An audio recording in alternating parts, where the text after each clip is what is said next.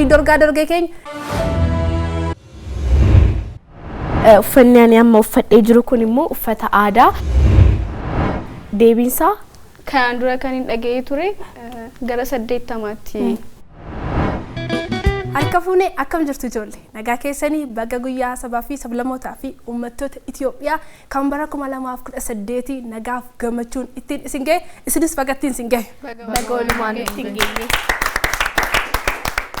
Guyyaa sabaaf sablammootaaf uummattoota Itoophiyaa sababeeffachuudhaan barattoota mana barumsaa seenaa yeroo sanii wajjin qophii dorgaa dorgee bifa ajaa'iba ta'een asitti isiniif dhiyeessuuf deemna. Isinirraa kan eegamu mana keessan teessanii rimootii keessan lafa keessanii dorgaa dorgee daawwachuu irraa barachuu akkasumas ammoo sirboota sabaaf sablammootaa isiniif dhiyeessinu waliin shubbisaa ittiin bashannanuudha. Maarreegaa ijoollee qophii dorgaa dorgee keenya tokko jedhee galee jira baga nagaan dhuftan. Baga nagaan eegdan.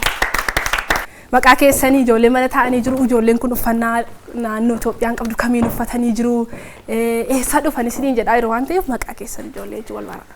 Tolee ani maqaan koo Barattuu Haatseeniin jedhama. Barattuu kutaa 7ffaati mana barumsaa seenaa yeroo san School of Excellence lakkoofsa 4 irraatiin dhufee uffanni ani amma uffadhee jiru kun immoo uffata aadaa Guraageeti jechuudha. Kunis immoo maatiin koo yookaan immoo abbaan kootii sabaanii Guraageedha. Haati koo immoo sabaan Silxeedha. Kanaaf har'a uffata aadaa yookaan immoo uffata aadaa saba Guraagee uffadhee asitti argame jechuudha. Tole baay'ee gaariidha amileen jiru. Tole ani maqaan koo Barattuu Ibsituu Xahan jedhama. Kanan dhufe mana barumsaa seenaa yeroo san School of Excellence lakkoofsa 4 irraati. Barattuu kutaa 7tti uffanni ani aadaa uffadhee jiru uffata Itoophiyaa keessatti argamu ta'ee warra aadaa Oromoo warra Jimmaa uffadhee asitti argama. Naannoo Oromiyaa Jimmaa. Tole baay'ee gaarii. Tifufa. Tole ani immoo maqaan koo Barattuu Mihirat Xilaawun jedhama. Barattuu kutaa 7ffaati. Kan hin dhufe immoo mana barumsaa seenaa yeroo san lakkoofsa 4 irraayi.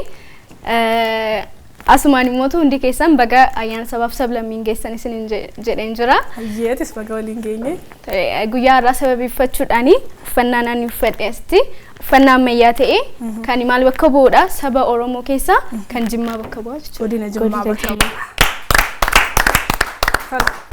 Tole ani maqaan koo Barattuu Kaamilaa Muhiddiin jedhama. Mana barumsaa seenaa yeroo san lakkoofsa 4 irraa kan dhufe yommuu ta'u sabaaf sablammiin sababeeffachuu uffata aadaa Affaariin uffadhe. Baay'ee bareeda. Haalee kanaaf. Tole mee afaan beektaniin bagattiin sin ga'inu jedhama. Hayatirraa eegalu. Tole ani asirratti waan jechuu barbaadu jiraate afaan baruuni salphaa miti baay'ee cimaadha garuu cimaa haa ta'u iyyuu malee jechuun amma jechamoonni tokko tokko ni jiru karaan kee sirrii haa ta'u malee dheerachuun isaa si yaaddeessin jedhama akkuma sana cimaa haa ta'u iyyuu malee faayidaan isaa yookaan immoo advaanteejiin isaas biratti baay'ee guddaadha olaanaadha waan ta'eef hundi keessan iyyuu afaan baradhaan jedha afaan hedduu barachuun nu fayyada malee nu miidhu kanaaf gamanumaan immoo galata barsiisota koo fi mana barumsaa koo addumaan immoo barsiisaa Guutuu Zakkaariyaas baay'ee guddaa galatoomaa ulfaadhaa mana barumsaa koos baay'ee guddaa galatoomaa ulfaadhaa jechuun barbaada.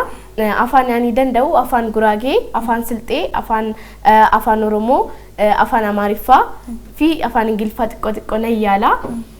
Afaan Guraageetiin fi afaan Silxeetiin afaan saba Guraageetiin wahminaawun jedha afaan Silxeetiin afaan aadaa Silxeetiin immoo yookaan saba Silxeetiin ayna koomun jedha afaan Oromiffaatiin immoo baga sabaaf sablammoota Itoophiyaa marayyuu baga guyyaa addaa kabaja jaallatamaa fi kabajamaa ta'eedhaaf guyyaa sabaaf sablammootaatiif nagaan geessan ayyaanni kun kan nagayaa kan jaalalaa kan gammachuu fi kan badhaadhinaa isiniif haa ta'u jedha ayyaana gaarii. Hayyee baay'ee gaarii. Tole ani afaan an danda'u afaan Oromoo fi afaan Amaariffaadha afaan Sumaalee xiqqoo nan yaala baay'ees ta'uu baatu ayyaana sabaaf sablammootaa kana har'a ittiin ga'u keenyaaf baay'ee gammadee jira afaan Oromootiin baga ittiin isin gahee ayyaana gaarii nuuf haa ta'u kan jaalalaa kan nagaa nuuf haa ta'u jedha baga walumaan ittiin nu gahe. Tole ani nan yaala garuu kan sirriitti dandeessu qofa. Kan sirriitti danda'u afaan Oromoodha. Dabalataan immoo afaan Amaariffaa. Kan sirriitti danda'u afaan Oromoodha. Maaliif afaan Oromootiin baradhee kan xiqqoon yaadu immoo afaan Amaariffaadhaan. Ayyee bakka nagaan dhuftanii irra deebinee baga geessan isiniin jenna. Baga walumaan deebine. Ayyee gara gaaffii taceenu qophooftanii? Qophii dorgaa dorgee keenya guyyaa har'aatiin ammoo gara gaaffiitti cehaa jirra. Egaa ijoolleen dorgomtoonni asitti argamanii jiran dorgomtoota qaqqaxalee uffata sabaaf sablammootaatiin mimmiidhaganii jiru. Egaa hundumti keessanuu sirriitti dhaggeeffadhaa. Lakkoofsa 1 hamma 8 gidduu lakkoofsa 1 filattu. Kan namni tokko filate irra deebitanii filattan jechuudha. Eenyurraa eegallu? Achirraa. Miiratirraa eegallu. Lakkoofsa meeqa? Gaaffii lakkoofsa 5. Gaaffii lakkoofsa 5. Gaaffii lakkoofsa 5. Gaaffii beekumsa waliigalaatti gaaffiin kuni akkas jedha. Guyyaan saboota sablammootaa fi uummattoota Itoophiyaa waggaa waggaan kabajamu faayidaa maalii qaba? A. Walitti dhufeenya saboota sablammootaa fi uummattoota Itoophiyaa cimsa. B. Muuxannoo gaggaarii akka walirraa qooddataniif gargaara. C. Aadaa fi duudhaa walii beeksisuuf fayyada. D. Hundinuu deebiidha. Tolee, gaaffii kiyyaaf gaaffiin kuni gaaffii beekumsa barbaadu yookaan immoo muuxannoo barbaadu yommuu ta'u, deebiin isaas hunduu deebiidha ta'a. Sababni isaas maalidhaa fi guyyaa sabaaf sablammii kan kabajamuuf iyyuu sabaaf sablammii hedduutu Itoophiyaa keessatti argamu. Sababa kanaaf immoo sabaaf sablammiin kuni aadaa isaa, duudhaa isaa akka wal jijjiiraniif yookaan sabaaf sablammiin kun walitti makamee akka walitti dhufeenya isaa cimsatuuf akkasumas duudhaa walii isaa akka baruudhaaf waan ta'eef deebiin isaa hunduu deebiidha ta'a. Sirriidha? Itti amantu? Ayyee deebi'aa ilaala. Sirriitti ibsitee jirti Miirati. Egaa guyyaan saboota sablammootaaf uummattoota Itoophiyaa keessa uummattoonni hedduu waan jiraataniif muuxannoo gaggaarii walitti dhufeenya sabootaaf sablammootaa cimsuuf kan inni kabajamu jechuudha. Gara Affaaritti ceeneera. Gaaffii lakkoofsa 1 akkasidha. Itoophiyaan naannolee meeqa qabdi? A. 9, B. 11, C. 12, D. 10 qabdi. Itoophiyaan naannolee meeqa qabdi? Itti yaadee deebisuu dandeessaa?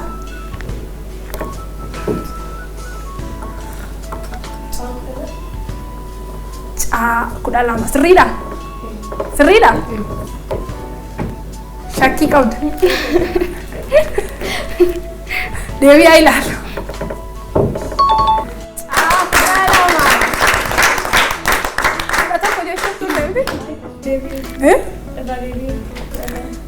Egaa Itoophiyaan naannolee isheen qabdu naannolee 12dha. Naannoleen kunis immoo bulchiinsa magaalaa 2 fi naannolee 12 kan isheen qabdu bulchiinsi magaalotaa kunis bulchiinsa magaalaa Finfinneef bulchiinsa magaalaa Dirreedhawaati. Egaa ijoollee naannolee Itoophiyaa keessatti argaman naannolee bal'oodha isiniin jennee turre miti. Naannoon kunis Tigraay, Affaar, Amaaraa, Oromiyaa, Beenishaangul Gumuz, Somaalee, Gambeellaa, Hararii, Sidaamaa, naannoo giddu galeessa Itoophiyaa, naannoo kibba Itoophiyaa, naannoo kibba dhiyaa Itoophiyaati jechuudha. Tole, gara keessanitti ceenee. Hayyee. Lakkoofsa meeqa? Gaaffii lakkoofsa 8. Gaaffii lakkoofsa 8 akkas jedha. Akka heera mootummaa federaalawaa Dimokiraataa Rippaabilika Itoophiyaatti lammummaan karaa seeraa akkamiin argama? Sirriitti dhaggeeffadhu. Akka heera mootummaa federaalawaa Dimokiraataa Rippaabilika Itoophiyaatti lammummaan karaa seeraa akkamiin argama? A. Hidda dhalootaan. B. Iddoo dhalootaan. C. Adeemsa seera biyyattii guutuun. D. Lammii Itoophiyaarraa dhalachuu. Deebiin isaa C. Adeemsa seera biyyattii guutuunidha. Guutuun ta'a. Sababni isaas akka heera mootummaa federaalawaa Rippaabilika Itoophiyaatti lammummaan karaa seeraatiin argamu. Hidda dhalootaadhaan illee ni argama. Hidda dhalootaan kan argamu karaa seeraan miti. Iddoo dhalootaanis kan argamu karaa seeraatiin miti. Maaliif hiddi dhalootaa abbaa fi haadha fakkeenyaaf ani amma haatii fi abbaan koo lammummaan isaanii Itoophiyaawidha yoo ta'e anis immoo isaanirraan argame yookaan immoo isaanirraan dhaladhe waan ta'eef iyyuu hidda dhalootaan argadheera. Kanaaf as biratti seerri kan seera giddu galeeffate miti. Inni biraan immoo iddoo dhalootaadhaan asuma Itoophiyaa keessatti dhaladheera yoo ta'e asuma keessan dhaladhee jechuudha. Lammii Itoophiyaarraa dhalachuudha. Kanaaf deebiin isaa C. Adeemsa seera biyyattii guutuun. Sirriidha? Haamilee kennuuf tokko deebi'aa ilaalu. Tole, lakkoofsa meeqa? 4. Gaaffii lakkoofsa 4 Naannolee Itoophiyaa keessa bal'ina lafaan sadarkaa tokkoffaa irratti kan argamu naannoo kamiidha? Naannoo Itoophiyaa keessa bal'ina lafaan sadarkaa tokkoffaa irratti kan argamu naannoo kami? A. Naannoo Affaar, B. Naannoo Beenishaangul Gumuz, C. Naannoo Oromiyaa, D. Naannoo Gaambeellaati. C. Naannoo Oromiyaa. C. Naannoo Oromiyaa. Sirriidha? Lakkii deebi'aa ilaallu.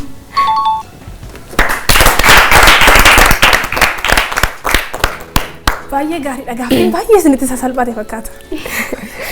Miti? Isinitti jabaataa deema kana booddee of qopheessaa.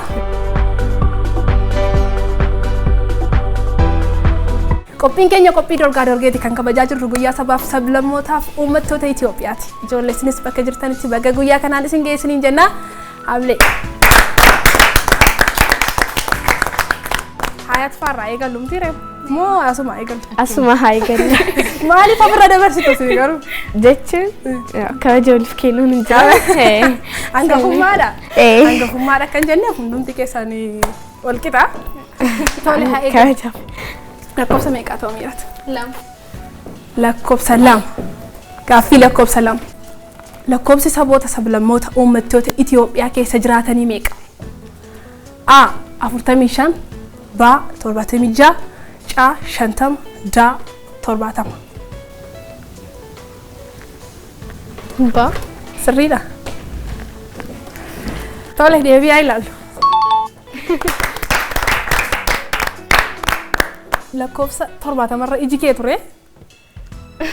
Maali yaadaa turte? Lakki jechuun kan dura kan hin dhaga'ee ture gara 80tti waan jedhu ture. Jechuun amma baay'eedha sabaaf sablammii jechuun waan Itoophiyaa keessa salphaa miti waan ta'eef lakkoofsuma guddaa ilaalee. Lakkoofsuma guddaa ilaaltee tilmaamteetti. Eenikaa sabaaf sablammoonni Itoophiyaa keessa jiraatan hedduudha. Garuu mana maree federeeshiniitiin kan mirkanaa'e saboota 76 jechuudha. Sirriitti deebiseetti. Aceenu mitiire? Tole lakkoofsa meeqa? 7. Lakkoofsa 7. Heera mootummaa federaalawaa Dimokiraatawaa Rippaabilika Itoophiyaa keessatti keewwanni mirga sabootaaf sablammootaa fi uummattootaa ibsu keewwata kamiidha? A. Keewwata 35, B. Keewwata 50, C. Keewwata 39, D. Keewwata 49.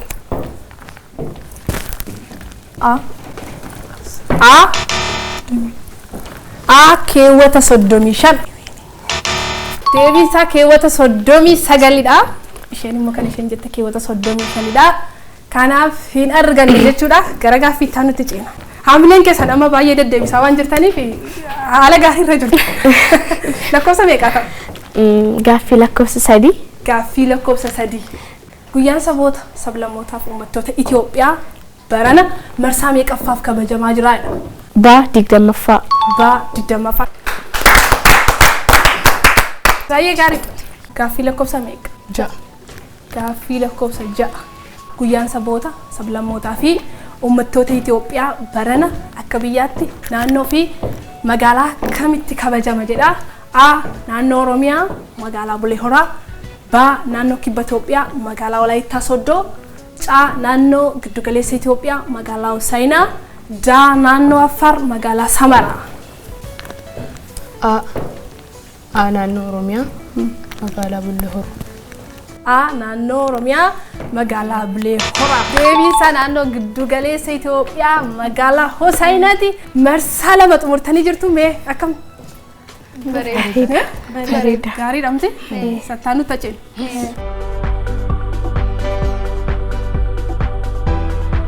Sirriitti xiyyeeffattanii ilaaltu qubee bakka garaagaraa jiru kana jecha ofii uumtotu hin taane qubee sana ilaaltanii waan qubeen sun barreessu. Waan qubeen sun ta'u jechi kun maal jechuu barbaade? Fakkeenyaaf dorgaa dorgee jechi jedhu kun jira miti?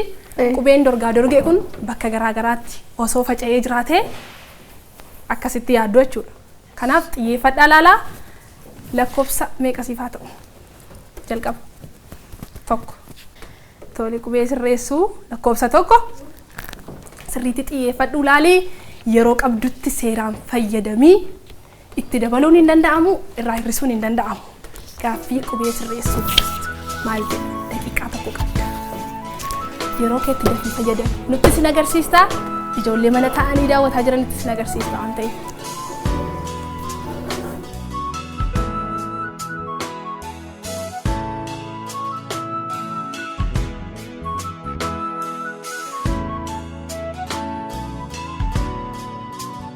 Yeroo kee dursitee xumurtee jirtaa qubeen sirriidha moo sirrii miti irra deebi'i ilaali. Ariitiidhaan labbuu dandeessa yeroo qabda waan ta'eef irra deebi'i sirriitti ilaali. Ammayyuu daqiiqaa sekeendii 30 qabda. Irra deebi'i sirriitti ilaali. Sirriidha. Itti dabaltee tataanaan irraa hir'istee tataanaan maalidha jechuudha? Zeeroo.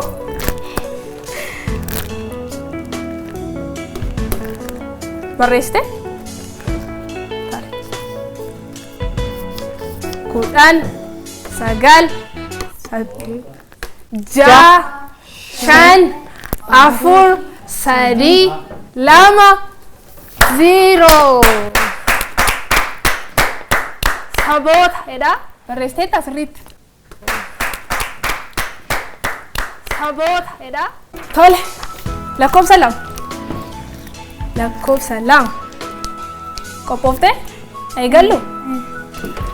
Kana sirriitti ilaalii xiyyeeffadhu yeroo qabdutti fayyadamii ittiin dabalamuu irraan irratu. Mitiire? Sirriitti xiyyeeffadhu ilaali. Qubeen kun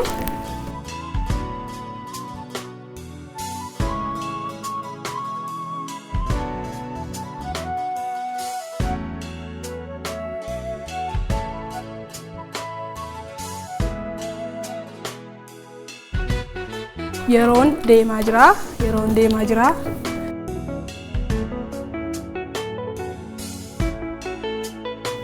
Yeroon kee deemaa jira waan ta'eef xiyyeeffadhu ilaali sirriitti hin jarjarin.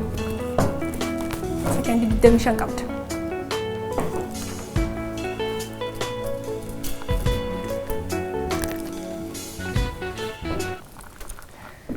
Sekeendii meeqarra geenyeerra?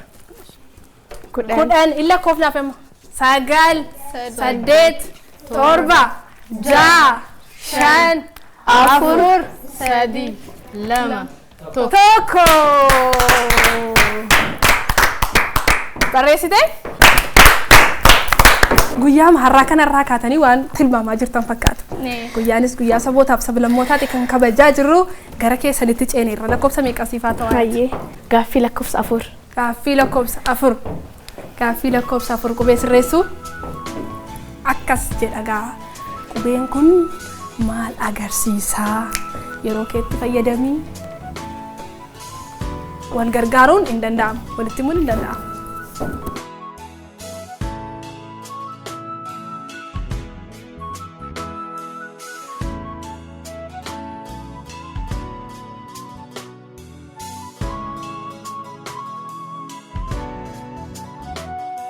Hayat. Haamleen kennitanii fiire jajjabeessaa malee. Sirriitti irra deebisii irra deddeebii adda baafadhu. Sekeendii 31 qabda waan ta'eef xiyyeeffadhu ilaali. Yoo dabaltes yoo hir'istes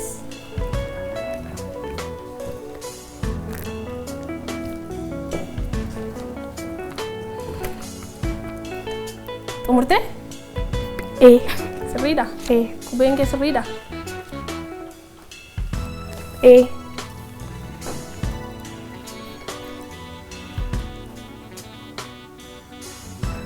Afur tokko hin dhume. Maal jedha? Qubeen sirriidha? Miti. Qubeen sirriidha? Miti. Itiyoophiyaan akkasitti barreeffama? Hayat hariitii isheetiin yeroo dheeraatu qabdu qubee tokko gattee jirti jechuudha. Haamilee kennaafi garuu yaalte. Argadheera jettee daddaftee barreessiteeti malee homaamti kan biraadhaan caaluu dandeessa waan ta'eef taafuuf 3. Gaaffii qubee sirreessuu lakkoofsa 3. Lakkoofsa 3. Ati sirriitti xiyyeeffadhu ilaali. Qubee kanaa maalidha? Yeroon keetu hin deemin. Sekeendiin kee lakkaa'uu jalqabee jira.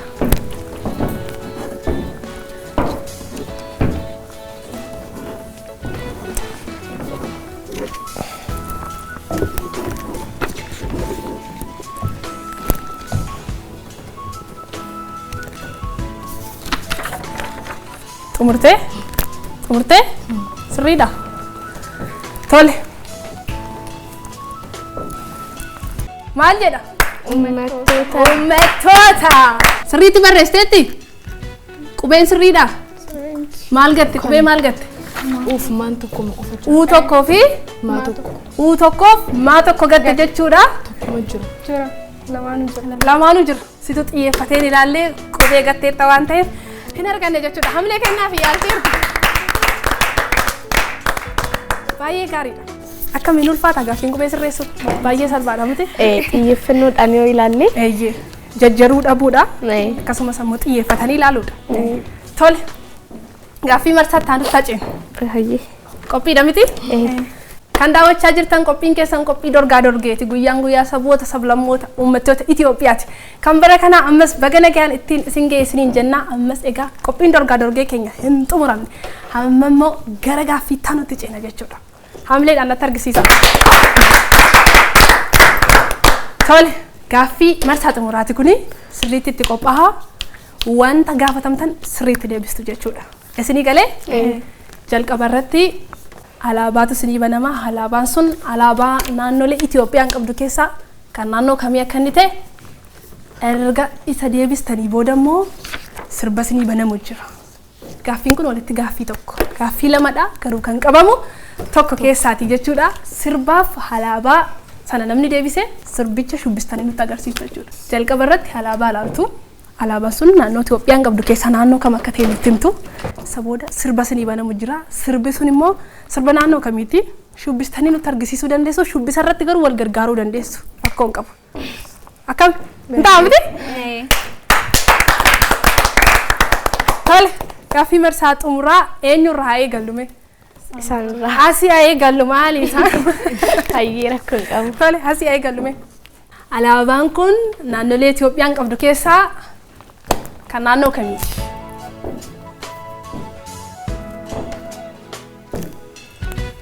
Alaabaan kun alaabaa naannoo kamiiti? Naannoo Itoophiyaan qabdu keessaa naannoo kamii laata? Itoophiyaan biyya sabootaaf sablammootni hedduun keessa jiraatanidha jedhaa wallee. Alaabaa kana beektanii ree? Itti yaadii deebisi. Kan naannoo Beenishaangul Gumuz. Naannoo Beenishaangul Gumuz. Sirriidha. Kibba Itoophiyaati. Hin arganne? Sirba sii banamutu jira. Shubbistees nutti agarsiista warri hiriyoonni ishee immoo hin gargaartu. Hin ta'a mitiire? Hayyee.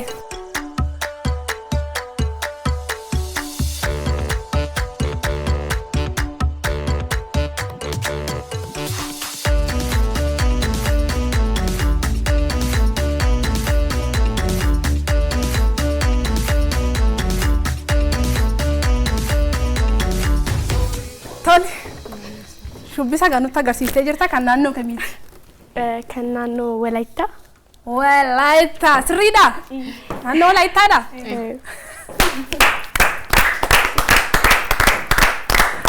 Shakkaa turte garuu gaafa isheen dhuftee si gargaartu malee jalqaban arganne turte. Haa ta'u atis as baatee akkasumatti nutti agarsiista yeroo shubbisarra geenyu jechuudha. Amma alaabaa kana nutti himta. Qabxiin isinii qabamaa jira. Tokko hanga lamaa gidduu namni badhaafamaadha.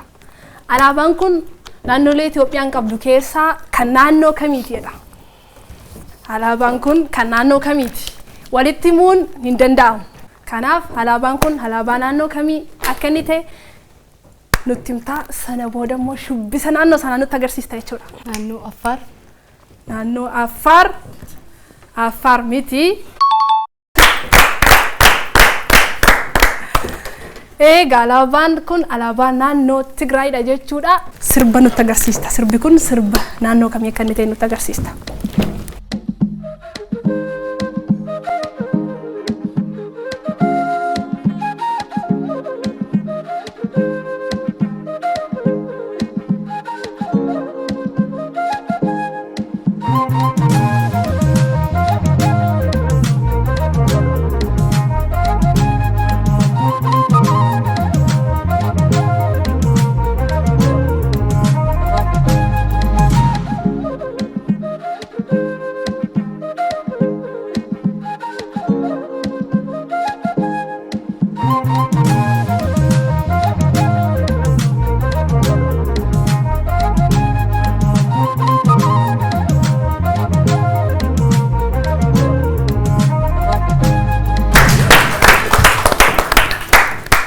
Tole gaaffii taanuti ceena. Miidhata. Qophooftee? Tole. Sirriitti ilaalii xiyyeeffadhu deebisii jarjarini. Alaabaan kun naannolee Itoophiyaan qabdu keessaa kan naannoo kamiiti? Itti yaaduuf yeroo qabdaa. Itoophiyaan naannolee hedduu qabdi. Sabootaaf sablammoota adda addaatu keessa jiraata. Afaanota garaa garaatu dubbatama. Naannoo Somaalee. Naannoo Somaalee. Tole deebi'aa ilaallu. Naannoo giddugaleessa Itoophiyaa. Alaabaa yoo argachuu baattes karaa kan biraatiin deebisuu dandeessa waan ta'eef amma immoo shubbisa sii banamutu jira. Shubbisa kana shubbistee nutti agarsiiftaa jechuudha.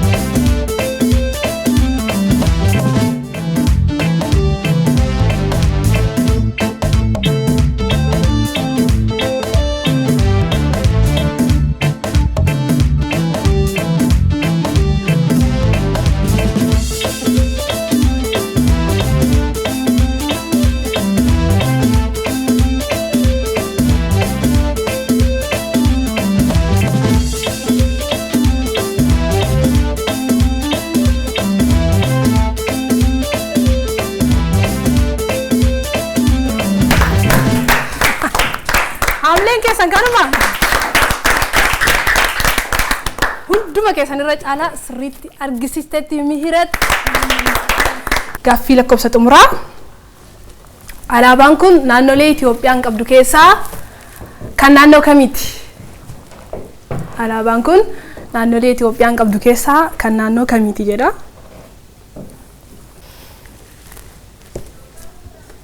Karrayyuu? Miti. Naannoo Affaar. Amma immoo shubbisa nutti agarsiifta.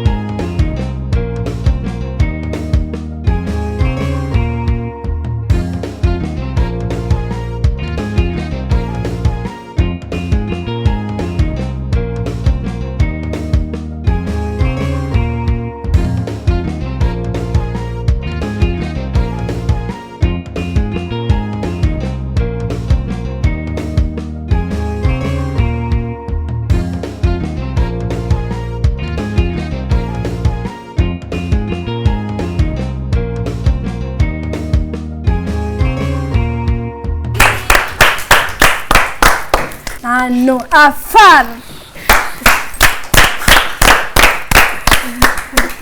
Tole baay'ee gaariidha hundumti keessan dorgomtoota ciccimoo guyyaa kanaati jechuudha. Egaa hundumti keessan gaaffii gaafatamtan hamma dandeessan yaaltanii harka caaluu deebistanii jirtu. Qabxiin isinii qabamaa jira. Tokkoffaa kan baate barattuu. Egaa ijoollee kan daawwachaa jirtan qophii keessan qophii dorgaa dorgeeti. Akkam qophii dorgaa dorgeen keenya guyyaa har'aa isin bohaarsee isin bashannansiise akkasumas ammoo gaaffii kan hin beekne irraa barachaa kan beektan ammoo deebisaa akka turtan abdii gaarii qabna. Dorgomtoonni mana barumsaa seenaa yeroo san tokko hanga lama gidduu barattoota ba'an qabxii isaanii adda baasne kan isin beeksisnu ta'a jechuudha. Turtiin keessan nu waliin haa ta'u isiniin jenna. Tole egaa ijoollee barattoonni qaqqaxalee mana barumsaa seenaa yeroo san akkam qophiin isaanii namatti tola miti. Ijoollee jajjabduu qaqqaxaleedha. Amma immoo barattoonni lama barattuu Hayatii fi barattuu Kamiilaan qabxii wal fakkaataa fidanii jiru. Egaa seeruma dorgaa dorgeetiin nama qabxii wal fakkaataa fide immoo gaaffii dabalataa gaafannee kan isaaniin gargar baasnu ta'a jechuudha. Kamiila qophaa'e gaaffii dabalataa si gaafannaa. Akkas jedha gaaffiin manni maree federeeshinii guyyaa saboota sablammootaa fi uummattoota Itoophiyaa akka kabajamuuf bara kam mirkanaa'edha? A bara 1998, B bara 1999, C bara 1995, D bara 1990.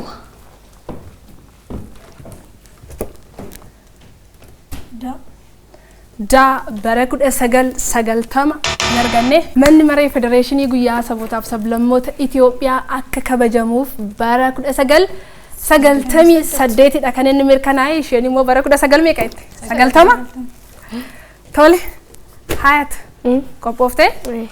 Ayyee gaaffii dabalataati sirriitti yaadii deebisi. Akkas jedha kabajni guyyaa saboota sablammootaa fi uummattoota Itoophiyaa yeroo jalqabaaf eessatti kabajame? Kabajni guyyaa sabootaa fi sablammootaaf uummattoota Itoophiyaa guyyaa ayyaanaa jechuudha. Guyyaa ayyaana sabootaa fi sablammoota uummattoota Itoophiyaa yeroo jalqabaaf eessatti kabajame? A magaalaa Adaamaa, B magaalaa Finfinnee, C magaalaa Hawaasaa, D magaalaa Bahar Daar. B magaalaa Finfinnee. Ba magaalaa Finfinnee. Sirriidha? Sirriidha?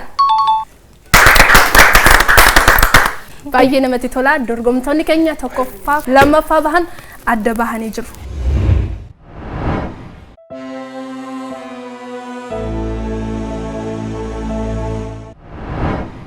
Egaa ijoollee qophii dorgaa dorgee keenyaan kan daawwachaa jirtan guyyaa sabootaaf sablammoota uummattoota Itoophiyaa sababeeffachuudhaan ijoollee qaqqaxalee mana barumsaa seenaa yeroo san isiniif dhiyeessine ijoollee qaqqaxalee kanarraa barumsa guddaa barattanii ittiin bohaartaniitu jenna. Tokkoffaa kan baate barattuu Mihret. Hamilee kennaafi. Baga gammaddee baga ittiin si gahee jabaadhu kana caalaa hojjedhu siin jenna. Lammaffaa kan baate barattuu Hayat Hussein. Baga ittiin si gahee jabaadhu.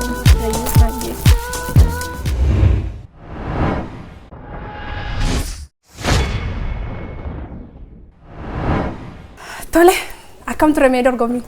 Bareeda ture. Mee ofii keessanii faamilee kennadhaasee tokko sinii keessan dorgomtoota ciccimoodha. Dorgommii keessatti gaa mo'atamuunis waanuma jiruudha.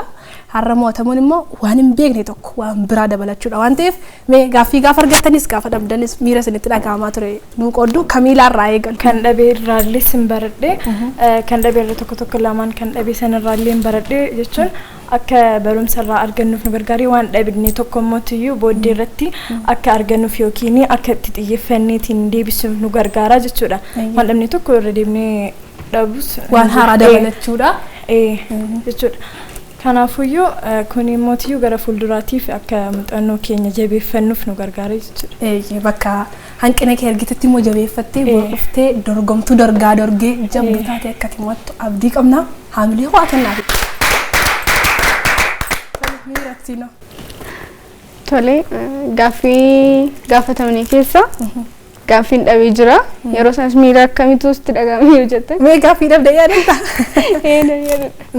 alaabaa giddu galeessa Itoophiyaa san dhabe. Nanaari dhugaa dubbachuuf maaliif dhabuu kootu osoo hin taane beekuu hafuu kootu naare. Beekuu dhabuu kee. Isatti naare waan ta'eef ammoo waan hin beekiif mootu. Dhabuunis al tokko gaariidha maaliif yeroo kan biraatu gaaffii kana deebitee mana barumsaatti yookaan bakka biraatti gaafatamteeti sirriitti xiyyeeffannoo kennitee yaadatta waan ta'eef mee asumaan waan ittiin jettoon na qabaatte ijoolleedhaan guyyaa sabaaf sablammootaaf uummattoota Itoophiyaatti kan kabajaa jirru. Wanti hin jedhu yoo jiraate jalqaba irratti ergaa baga geessanii dabarfadheen jira waan ta'eef wanti hin jedhu yoo jiraate dorgommiin Dorgaa Dorgee kuni bareeda akka ta'ee fi akka cimsitaniitti hojjetanidha. Maaliif barattoonni yookaan immoo namoonni beekumsa isaanii akka cimsatanii fi wantoota hin beekne gaaffii walii galaasaa ta'uu gaaffii barnootaa gaaffii sirna gadaa keessattuu waa'ee saba keenya yookaan immoo waa'ee saba keenya aadaa calaqqisiisu waan nu barsiisaa deemtanis waa'ee biyya keenyaas walumaa galatti beekumsa walii galaa akka addunyaattis waan nu fayyadu waan dabarsuudhaaf gammaddee jirta. Nammoo edda jedhee yaadee dhufee waan ta'eef baay'ee gammadee. Bakka gammaddee amlee. Tatio. Tole ani gama kootiini qophii Dorgaa Dorgeen kuni baay'ee bareedaadha.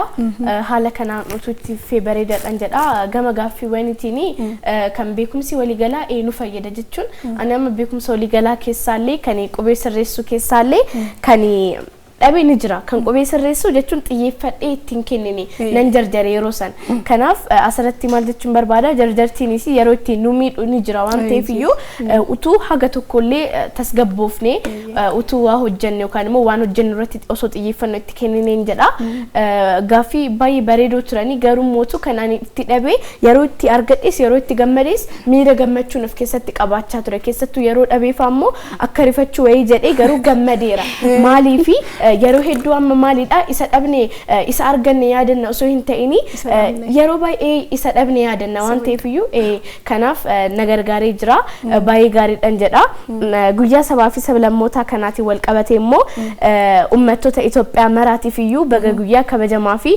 jaallatamaa kanaatiif isinin gahee jedha ayyaanni kun ayyaana gaarii isiniif haa ta'u ayyaana badhaadhinaa isiniif haa ta'u jedha guddaa galatooma. Tole asumaan umee tuusi biraan darbine uffannaa tuffatteertu kun uffata saba Guraageeti. Haati koo fi abbaan koo Guraageedha. Haati koo immoo saba Silxeedhaan jettee turte. Isaan gidduu dhalattee akkamittiin afaan Oromoo bartee akkamittiin mana barumsaa afaan Oromoo barachuu dandeessime? Ani kan mudannoodhaan jechuun amma mudannoowwan tokko kan jireenya keenya nuuf sirreessanis ni jiru kan nurkaa diiganis ni jiru ani immoo kan jireenya koo naaf sirreessu argadhe akkas jechuun afaan sun na fayyadaan turre jechaan jira osoo hin ta'in afaan baruun egaa barbaachisaadha gaariidha maal ta'e gulantaa tokkoffaa yookaan narsarii osoo barachaa jiru I think gara semestara lammaffaatti fakkaata barsiistuun keenya qaamolee nafa keenya qaamolee miiraa nafa keenya hunda sayyuu afaan Oromiffaatiin afaan Ingiliffaa fi afaan Amaariffaatiin nuuf iddee xiqqoo guyyaan abbaltichillee nuuf dheeratee ture waan ta'eef Oromiffa kana sirriitti keessumattuu afaan Oromoo fi afaan Ingiliffaa kun natti ulfaataan turre afaan Oromiffaa kun xiqqoo natti ulfaataa ture shaakalee jechuun inni tokko amma inni guddaan maalidha asirratti xiyyeeffannoo kan itti kennuu qabnu sammuu amansiisuudha. Nan danda'a jechuudha. Sammuu keenya amansiisnaan hin dandeenye nan danda'a jennaan dhugumayyuu hin dandeessa hin danda'u jennaan immoo hin dandeessu. Maaliif situ sammuu keetti akkaataa fudhannaa sammuu keetti waan ta'eef jechuudha. Kanaaf nan danda'a jedhee sirriitti yaadee itti qophaa'ee sirriitti shaakalee guyyaa saniif caccabsullee garuu haga tokko ijoollee biroorraa moor bareedaa dhiyeessee waan ta'eef akka carraa ta'e immoo abbaan koo kafaltii mana barumsaa kafaluudhaaf dhufee ture. Yeroo sana jechuun maatiin amma gaafa mana barumsaa dhufu kafalee qofa yookaan immoo dhimma isaa qofa ittiin baatee deemuu qofa illee osoo hin ta'in mee ijoolleen koo hammam maal godhaaru maalirra jiru waan jedhu kan ni ilaalu yeroo sana na bira dhufee ture achiin barsiistuu koo hojjaa isaanii mana barumsaa Oromiffaa galchiinii fa'aa jetteeni mana barumsaa afaan Oromoo kutaa afaan Oromoo galchiinii jettee itti himtee haadha koo hojii mari'atanii kutaa afaan Oromiffaan na galchanii jechuun yeroo jalqabaa xiqqoo natti ulfaatullee itti uffaa haala gaarii irra ga'ee itti afuftu jedhamee murteeffame itti fufeen har'a sadarkaa kanarra ga'ee jechuudha. Baay'ee namatti tola barnoota sirna gadaatiinis immoo baay'ee qaxalee akkati taateen beeka. Adeemsa sirna guddifachaa guuttadhee gaafateetu dhagaan ture. Jechuun yoo danda'amaa ta'ee yoo rabbi jedhee gara fuulduraatti adeemsa ittiin nama nama tokko oromoomsu yookaan immoo sirna meedhicha jedhamutu jira. Yoo danda'amaa ta'ee yoo rabbi naan jedhee sirna meedhichaa sana yookaan immoo sirni ani guutuu qabu hunda guuttadhee gara fuulduraatti maybe akka oromoo ta'u abdii guutuun qaba jechuudha. Tole galatoomii ulfaadhu.